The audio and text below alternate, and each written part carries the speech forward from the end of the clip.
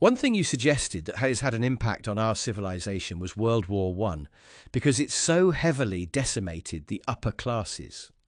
This idea that if we'd had some of the gentry still in power in the 80s when we were younger, William Whitelaw, and people like this, Geoffrey Howe. Yes, Viscount Whitelaw, it was bestowed on him 2 years before he died. No children, the last hereditary viscountcy created. He had two daughters. 2 daughters, neither of whom could inherit. They were debarred from inheriting things. The title went extinct 2 years after it was created. What if this gentry stayed in charge? Perhaps society would have maintained these more ethnocentric values. Well, yes, one big event that led to this old class essentially dying, going extinct, was World War One. It was a slaughterhouse.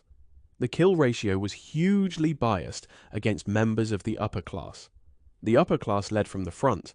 They actually went into the trenches, took on leadership roles, and they fought, and they went out there over the top with the men and got mowed down.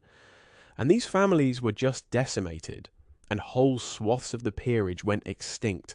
Whole tranches of the baronetage went extinct. All of these old titles went extinct.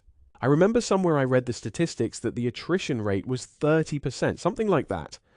We lost 30% of our old noble names, essentially. Absolutely horrendous. So this would have had an effect then on the nature of society. There was a book that was published during World War One which suggested that the best of the breed. The author was Jordan something.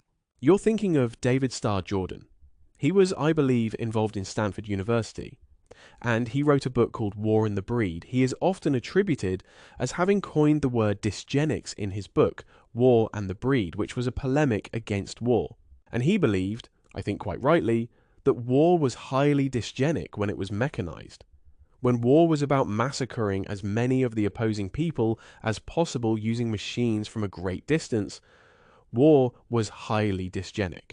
When war was about meeting on the battlefield with swords and cavalry and using clever tactics and agreeing to these rules of combat, like during the Revolutionary War or during the Napoleonic Wars, war was much less dysgenic. But the total wars that started in World War I and continued into World War II were probably highly dysgenic and led to significant amounts of attrition concentrated among the upper classes. And this was the point that David Starr Jordan made in his book. And he is alleged to have coined the word dysgenics in there.